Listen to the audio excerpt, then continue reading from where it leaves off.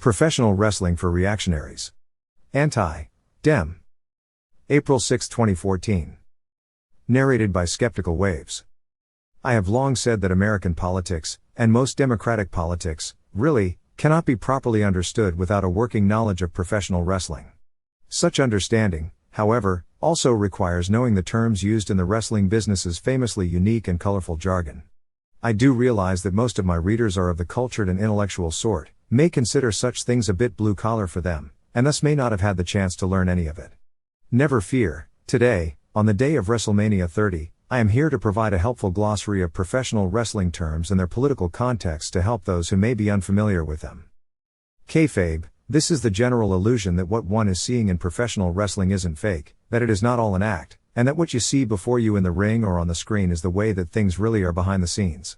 It is considered very bad indeed for a wrestler to break kayfabe, in other words, to publicly acknowledge that it is scripted and that what one sees on television is all carefully staged in order to seem as if it is something it's not. In some wrestling companies, especially in Japan, breaking kayfabe, even just a little bit, is not only a firing offense, but can render one completely unemployable in wrestling. It can also make one unelectable as president, just ask Ron Paul. A mark is a fan who continues to believe in kayfabe. In other words, someone who believes that it's all real, and that everything one sees on the screen, or reads in a newspaper, or finds in a high school civics textbook, about what's going on and how things work is actually the way it is. This group would include the vast majority of the American people, who honestly believe with all their hearts that Hulk Hogan and Andre the Giant really hated each other, that the Republican Party establishment gives a flying fig about social conservatism, and that the Democratic Party believes in peace and civil liberties.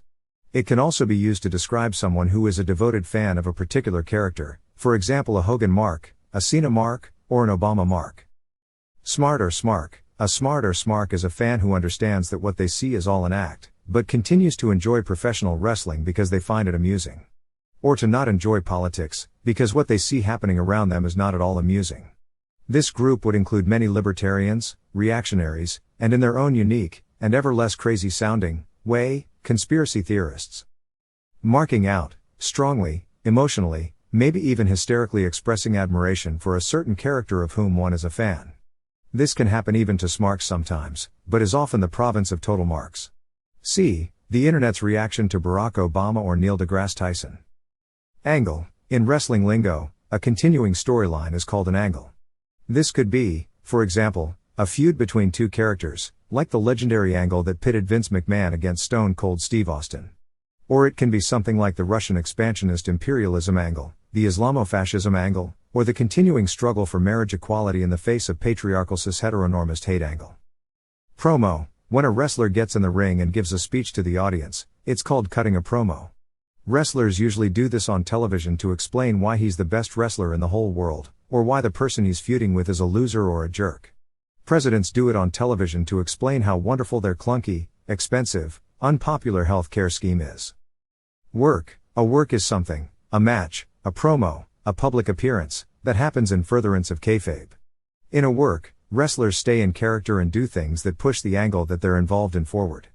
This can happen in the ring, in a taped backstage segment, or perhaps in a media event like an appearance on a Sunday morning political talk show. Shoot. Occasionally a wrestler will do something that is not a work, they'll publicly break character, or admit that wrestling is staged, or maybe even do something in a match that wasn't in the script. Since this is obviously breaking kayfabe, it's very rare for active wrestlers to do this, although retired wrestlers will often do shoot interviews that break kayfabe. It's even rarer in politicians. And for good reason, just ask Mitt Romney, whose entirely accurate but politically poisonous remark about 47% of the people being tax consumers instead of tax contributors helped cost him the presidency.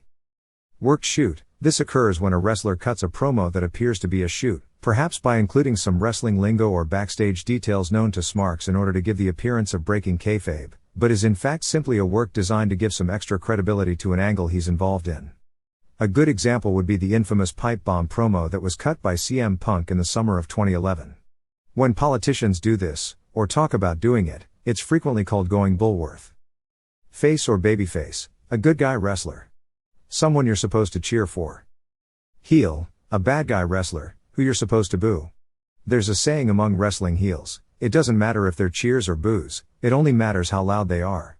Obviously, No politician would ever say that. Face turn or heel turn. Very few wrestlers remain a face or a heel for their entire careers. Most will occasionally switch from one to the other in order to keep their character fresh. When that happens, it is called a face turn, if going from bad to good, or a heel turn, if going from good to bad. In a political context, politicians and leaders themselves almost never voluntarily do this, but it is often done for them by the establishment, and especially by its media arm. For example, Colonel Gaddafi was a heel in the media throughout the 80s and 90s, but was given a face turn by them in the early 00s when he agreed to play ball in the War on Terror. Then a few years later, when his usefulness to the establishment had been exhausted, he was given a final heel turn, ousted, and brutally executed. The establishment does this kind of thing rather often. Booker, the writers behind the scenes who actually set up the matches and write the promos that wrestlers cut are referred to in wrestling lingo as bookers.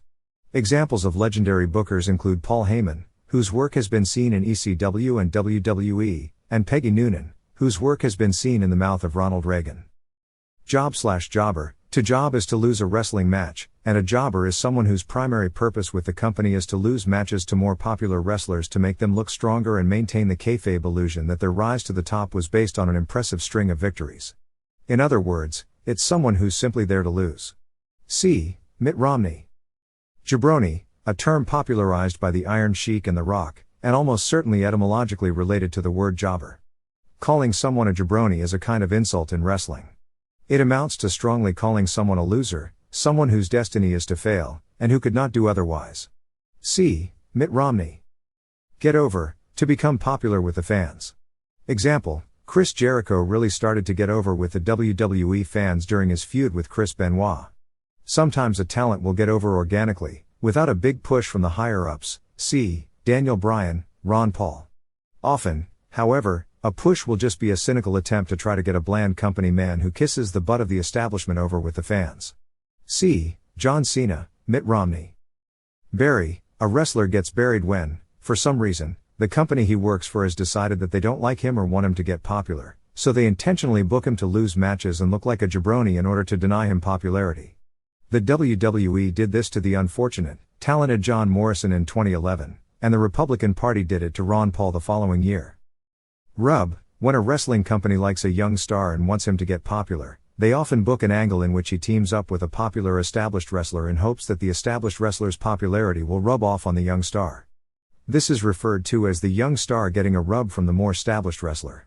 Sometimes it works and sometimes it doesn't. WWE attempted this by teaming up the young star Zack Ryder and the established John Cena a couple of years ago, and it didn't really go anywhere, although whether this is more of a reflection on Ryder's popularity or on Cena's is debatable. Presidents often make campaign appearances with candidates from their party to try to make this happen. Sometimes it works, sometimes it doesn't, and sometimes the effect is the opposite of what was intended. Card. The card refers to the relative positions of wrestlers in terms of how popular they are, and consequently how much exposure they get and which championship belts they're booked to win. The upper card refers to the top guys in the company, followed by the mid-card and finally the undercard. Political parties have much the same arrangement. It's pretty easy to tell who's in the upper card. They're the guys doing work interviews on Meet the Press. Battle Royal, a type of match involving a large number of wrestlers that features an every man for himself sort of competition in which the last man left in the ring wins. Think of a political primary as a kayfabe mid-card battle royal in which one of the entrants is booked to win by the establishment. Sports entertainment. When Vince McMahon finally quietly admitted that what he produces is fake and scripted, he stopped calling it professional wrestling and started calling it sports entertainment. I encourage you all to start calling the current system politics entertainment. Except it's really not very entertaining, is it?